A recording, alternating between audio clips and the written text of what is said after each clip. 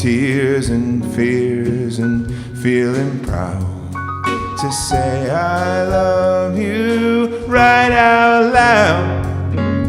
Dreams and schemes and circus crowds, I've looked at life that way. But now old friends are acting strange.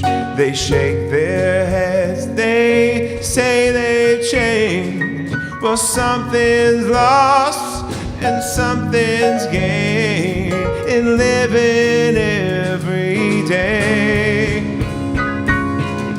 I've looked in life from both sides now, from win and lose, and still somehow it's life's illusions I recall. I really don't know life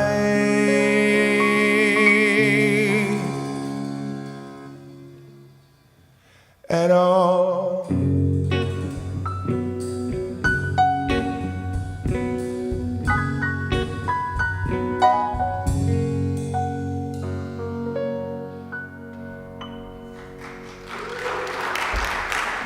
Thank you very much, music team. Rev Carol, thank you. Great to see you. Hello, Namasté. Thank you for the beautiful music. I am so happy to be here. It feels like it's been a little while. And I welcome you here in person. How cool it is to be together. And online, hello, everyone. Happy holidays, and what a blessing to see your beautiful faces here. So today's global theme title is 3 words: Into We See. And what this brings up for me is how to show up for we. We meaning all of us. We all have things in common. We all have things we want. We all have things we hope to build. Into we see needs me, because I'm part of we, and it needs you too, just like I believe God needs all of us, because we are the hands, the face, the feet, the life of God. We come here to live a life from our senses in order to experience and grow and learn. And so the more work we do on me, the more greater life becomes we. So I'm going to talk a little bit about what gets in the way of we. What gets in the way of better life for all of us? What can we do? What can we practice? What can we become? Through awareness, through conscious awareness. And so we're going to talk a little bit about that. And there's a quote that I really like that kind of summarizes where I'm going. And it's by St. Vincent de Paul. And he says this: make it a practice to judge persons and things in the most favorable light at all times and under all circumstances. Judge people in the most favorable light. Just like the song that was just sung, I've lived judgment from both sides now. I've judged and been judged. Both sides of this are real. Both sides of judgment. Now, I don't mean the judgment that's important. There's a difference between judgment and discernment. Discernment has something important to discover.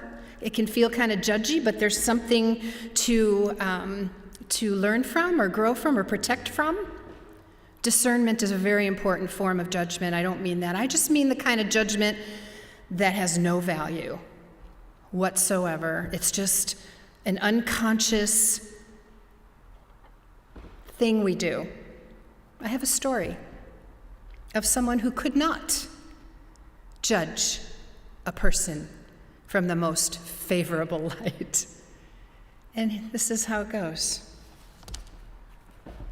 This is from Alan Cohen's book, A Deep Breath of Life. I learn a lot from stories. It's what I remember the most. So I'm hoping you enjoy and learn from this story as well. It's called Build Your World, and it's based on the premise that our thoughts become the house we live in. What we put our energy on, we become. And this is a story called about a religious man. And he learned about a prostitute in his neighborhood, and he was not happy. A religious man learned that a prostitute was doing business in his neighborhood. He found her house, stood across the street, and watched men enter and leave her home. Every time he saw a customer walk out, he placed a stone in a little pile, symbolizing the weight and the extent of her sin. Years later, the prostitute died, and soon afterwards, so did he. When the man was shown to his heavenly abode, he was aghast to find but a heap of stones, similar to the mound that he used to mark the prostitute's wrongdoing. So he built a mountain of stones, and that's what he saw in his heaven. On the other side of the gray pile, he saw a magnificent estate with rolling leaves, beautiful colors, green gardens, such a beautiful place, and guess who was there? The woman that was a prostitute. She was strolling joyfully through her heaven. There must be some mistake, he cried. That woman was a prostitute, and I was a religious man. There's no mistake, a voice answered. That prostitute wasn't happy with her job. It was the only way she knew how to make a living for her and her daughter at that time in her life. And every time that she was with a client, she inwardly prayed, "Dear God, help me out of this." You, on the other hand, were fascinated only with her sins. While she was talking to God, you were talking to rocks. She got what she prayed for, and so did you.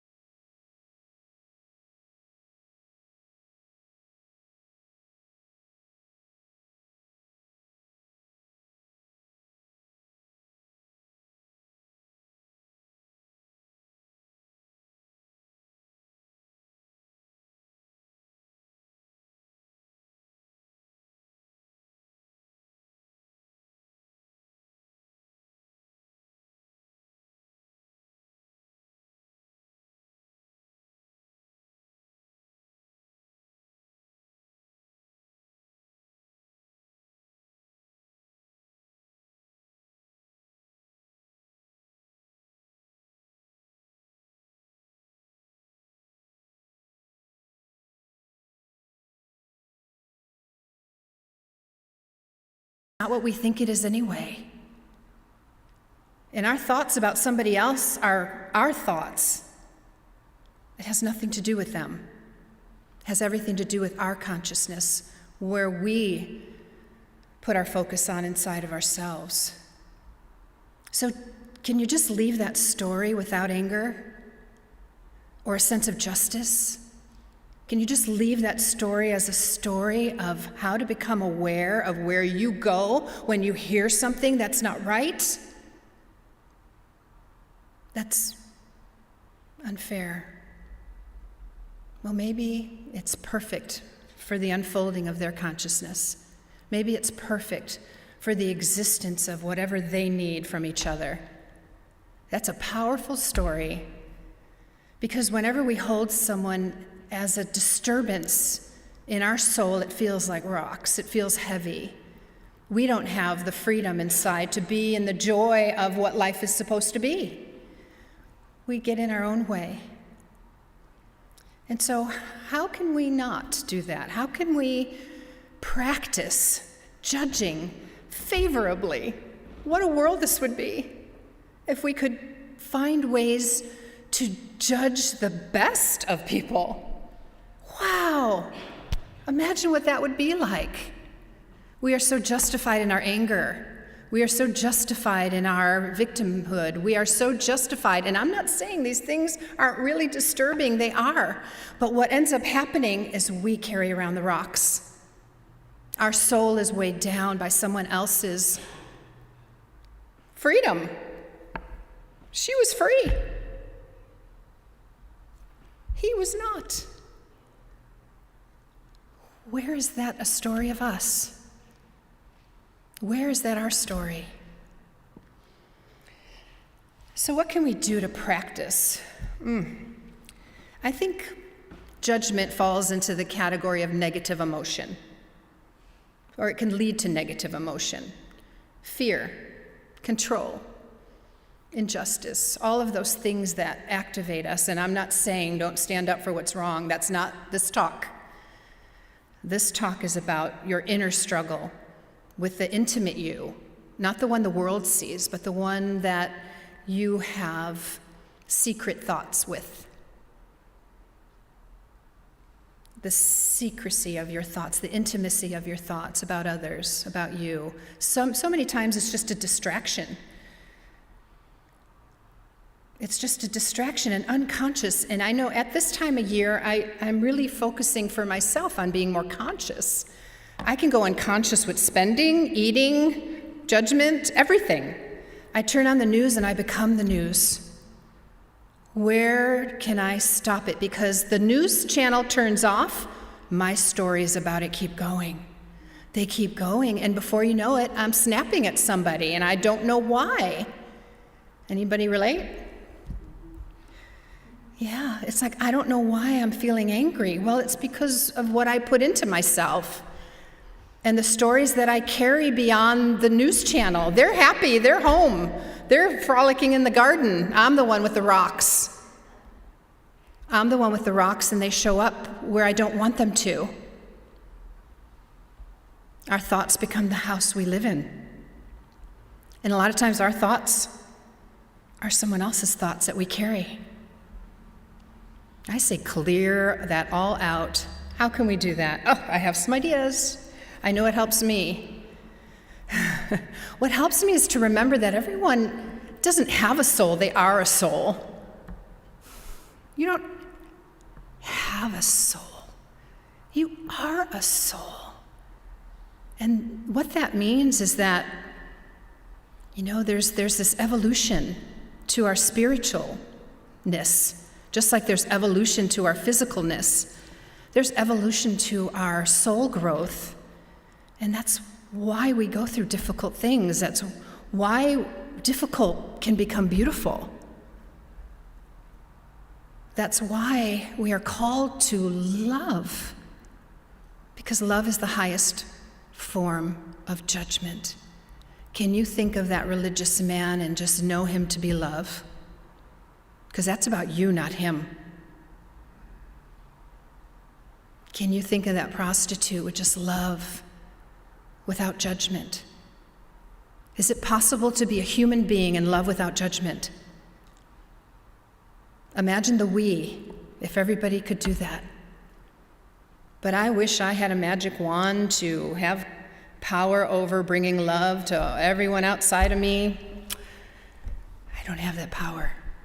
I can just bless them where they are and trust that God is working them through whatever it is. I had a patient at the hospital recently in my chaplaincy work, and she told me, I don't ask God for anything. I don't give him a big list. I don't have this miracle thinking. All I want is really to borrow some of his strength. And I was so touched by that. But we believe that we are the qualities of God, too, that we are the strength of God. We are the love of God. We are a part of God. in such a way that when we connect to the magnificence of the allness that is, we are lifted.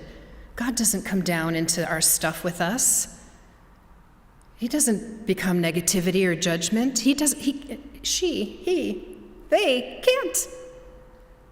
Because goodness is pure goodness. We have this image of God or image of spirit that just is human. But God is not. We are. So can we be more like God in our humanness? How can we do that? It's really important to change your mind. To be awareness, change your mind. I will no longer think that way. I will no longer judge things I have no understanding of. Most of the time, the greatest judgments are done by the people who know the littlest amount of what is being judged. Do you agree with that statement? Right? Right? When you actually know, when you actually sit down with someone, when you actually know their story, and you actually feel their pain, and understanding comes, that's where the freedom is in understanding. I think of a patient that was just the hardest story in the world. This older gentleman attempted suicide. And I remember being in the room with his grown-up daughters and his wife, and they were filled with love. There wasn't an ounce of anger in that room. And I wouldn't have been surprised if there was, because I see that a lot in my work. But there wasn't.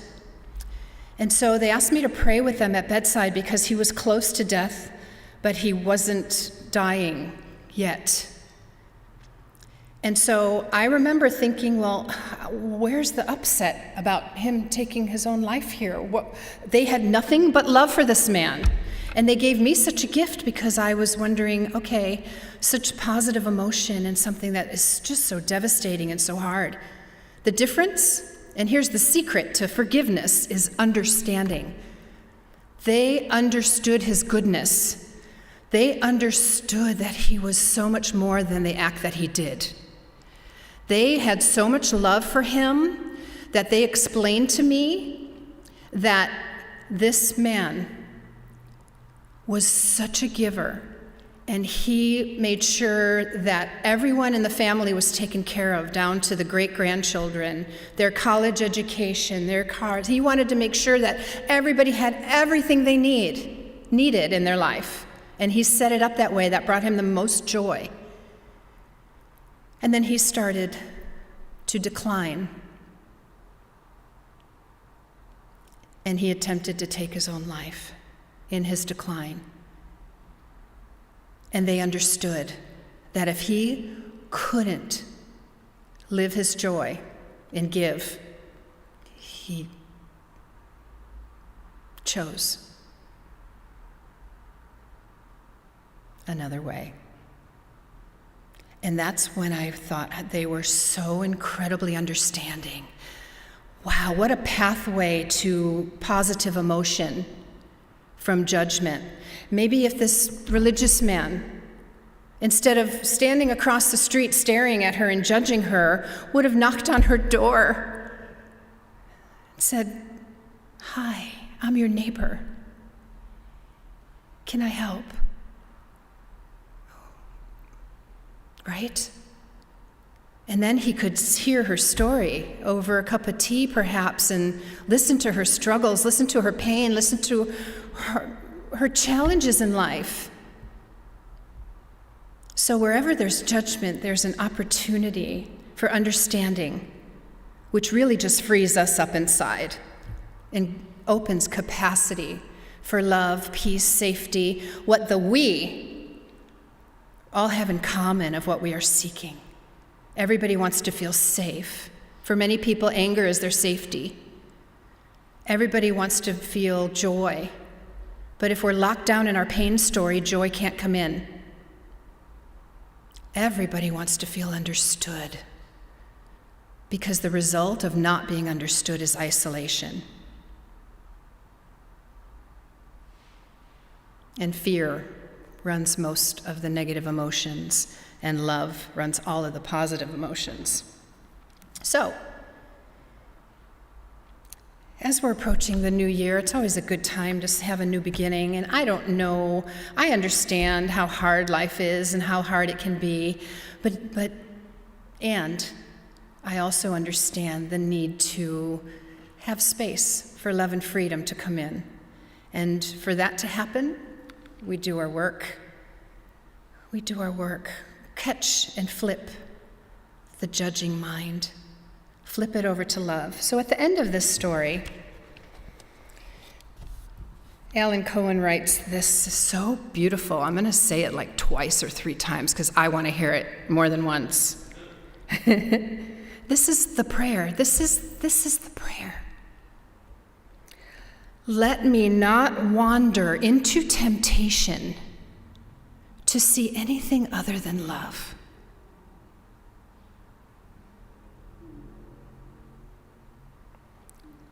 Let me not wander into temptation to see less than love. And what's interesting about this statement is that the title is in most of it. Let me not wander into is the first word of today's talk, temptation to see, which is the last word of this talk title, and there lies the key to we.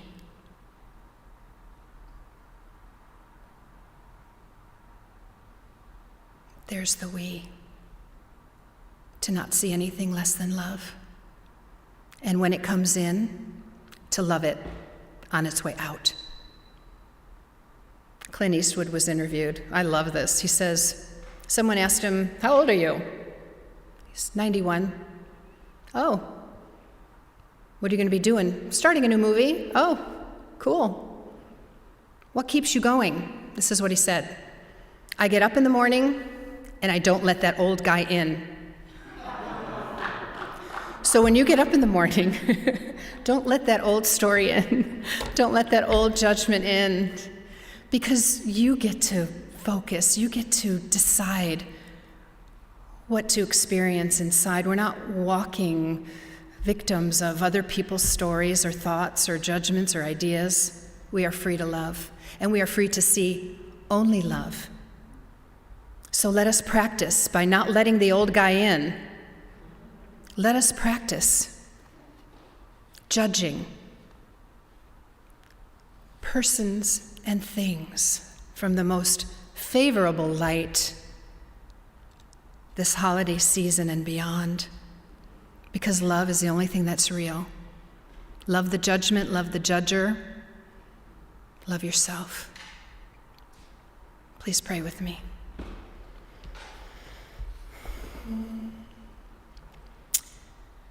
Oh, dear God,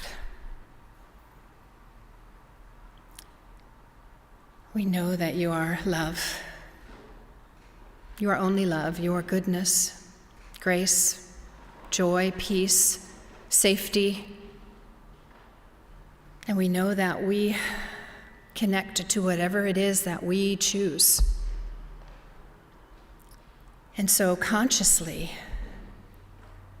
this prayer is about lifting to the highest thought, the highest idea, the highest quality for us to move forward into the greatest life from me to we. That we see only your love, even through the difficulty. And we have the heart to discern what are rocks and what is worthy of our time and attention. So we ask for your guidance and your strength. We ask for your continuous offering through experience and through life and through others who are really the mirrors to ourselves, to show us the way to judge with love. What a powerful intention, what a powerful prayer. And for this and so much more, I just say thank you, thank you, thank you. for the awareness, and for knowing that prayer is the way, and that love is the only thing that's real, whether it be here and in heaven. For this I know to be true. So thankful am I to be here at Namasté and to just feel the love and feel the gift that Namasté is. And so I just release this prayer so it can come back as love and greater love and only love. And so it is, amen.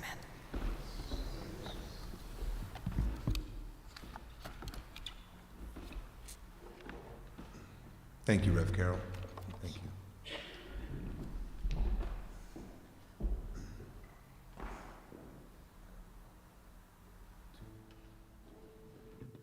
There's no place like home for the holidays, 'cause no matter how far you roam, when you pine for the sunshine of a friendly gaze, for the holidays, you can't beat home, sweet home. Met a man who lived in Tennessee, and he was headed for Pennsylvania and some homemade pumpkin pie. Pennsylvania folks are traveling down to Dixie Shore, from Atlantic to Pacific. It's terrific. Oh, there's no place like home for the holidays. 'Cause no matter how far away you roam, if you want to be happy in a million ways, for the holidays, you can't beat home, sweet home.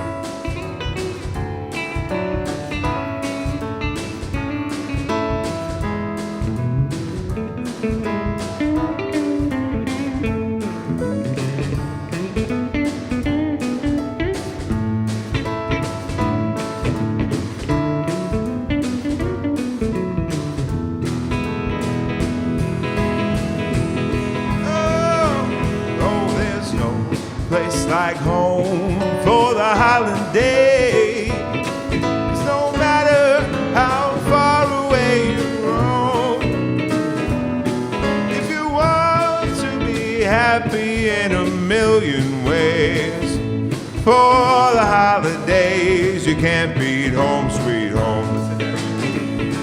For the holidays, you can't beat home, sweet home.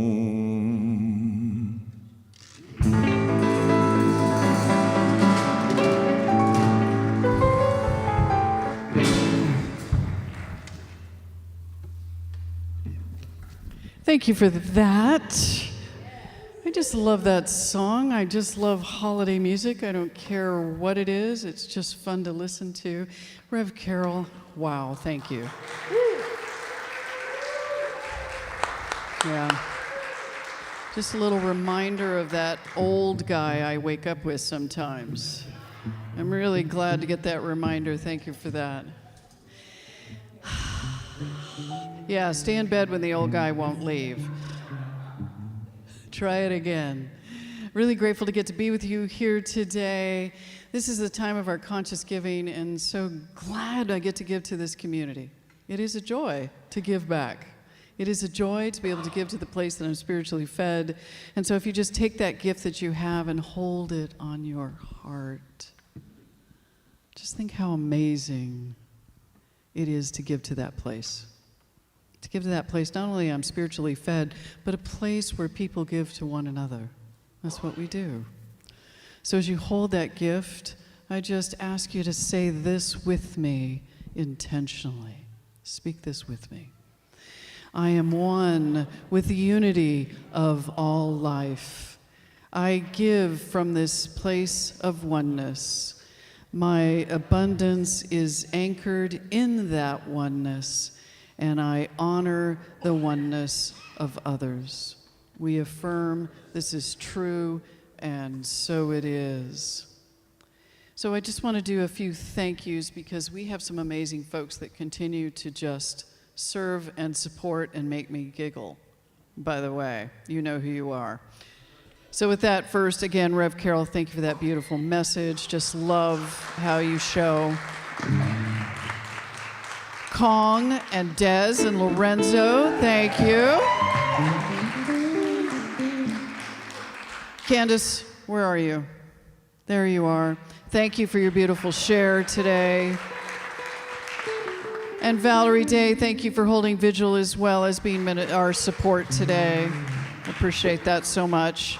And Debbie Ann, thank you for setting up today, doing the announcements and all that you do as the Board of Trustee. And then online we have Carlos, who's our online welcome team. I saw Julie Geno on there as well. And in the back we have Eileen C. Davis and Cheryl, as they've been our welcome team today. So I'm really grateful for that. I thank you all for being here today. Let us go ahead and do our benediction, and then we'll close this amazing service as we do. So if you would all stand. Are you ready?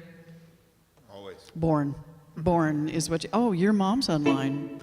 Kaisa Kong's mom is online watching today, so you gotta love that. Maybe she just heard her Hi, shout Mom. So with that, so I know that there is something very powerful that we have as us. Can you tell me what is happening as that right here and right now? Something wonderful is happening through me right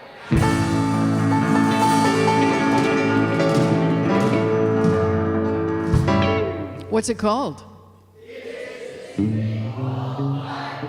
That just didn't sound very powerful. I'm sorry. I just didn't feel it within me. So we'll try it one more time. What's it called? Now we're talking. Where is it? And? Hold on a second. I know. If we don't live life through this body, we've missed the point. So just remember that. It's about embodying all that we are. So besides life being in my body, what else? Life is all that I am. What? Life is all that we are. Okay, and what do we do with it? I accept it. And? And? All right.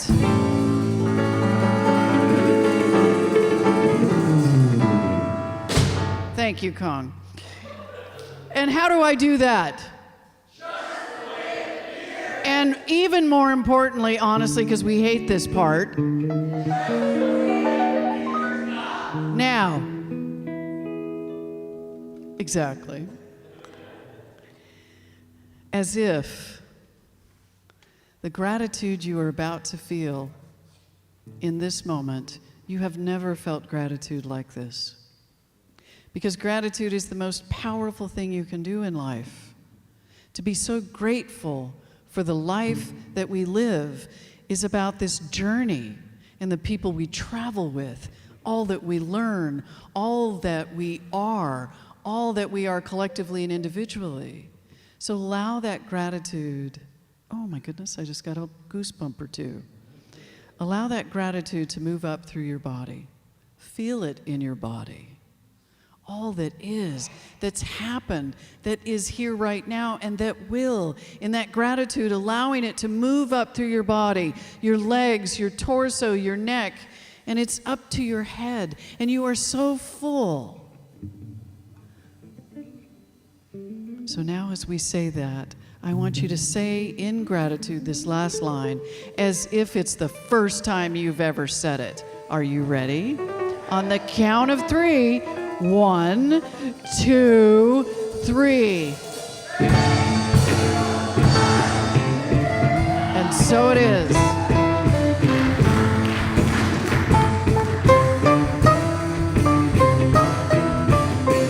I want to say thank you.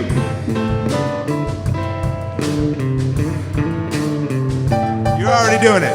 I love it. For this day, Spirit, thank you for this day. This healing, this healing, this healing day. This healing, this healing, this healing day. Thank you for this day, Spirit. Thank you for this day. Thank you for this day, Spirit. Thank you for this day. This beautiful, this beautiful, this beautiful day. This beautiful, this beautiful, this beautiful day. Thank you for my friends, Spirit. Thank you for my friends. Thank you for my friends, Spirit. Thank you for my friends. My wonderful friends. My wonderful, my wonderful, my wonderful friends.